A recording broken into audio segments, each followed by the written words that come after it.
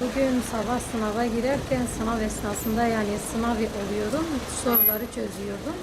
Soruları çözerken de işte bir bayan işte sınıfın baş gözetmeni olan salon başkanı olan hoca böyle hani bana bakaraktan başka bir hocayı çağırdı.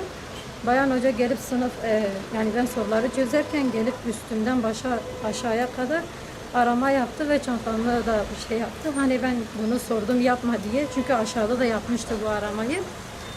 Ben hayır dedikçe daha çok şey yaptı. Ben de sınava hakim olamadım. Sınavın ortasında böyle yarım saat boyunca ağladım. Zaten diğerlerini hemen kafadan atıp çıktım zaten. Zaten yapmadım. Sınava odaklanamadım da.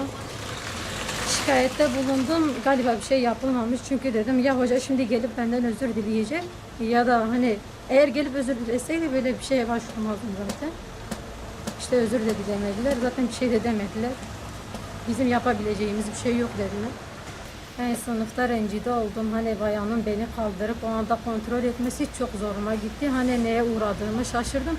Sanki üzerimde telefon veyahut da başka bir şey bulunduruyormuş gibisine çok rencide oldum yani.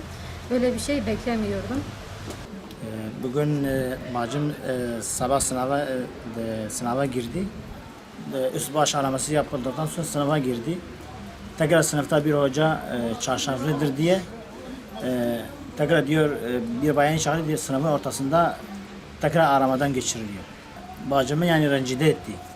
Ve sınavda yani artık o sınavda ne bekleyecek bacım yani. Yani gerçekten umudu alt üst oldu o zaman. Biz de yani yetkililerden bunların önüne geçmesini istiyoruz. Bir daha tekrarlanmamasını istiyoruz.